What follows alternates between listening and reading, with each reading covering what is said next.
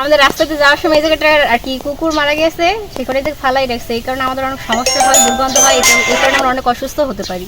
কিভাবে মারা গেছে কুকুরটা? একজনে মারছে নাকি? কে মারছে? নামটা বলেন। খলিল না ভাই? খলিল। কয়টা মারছে?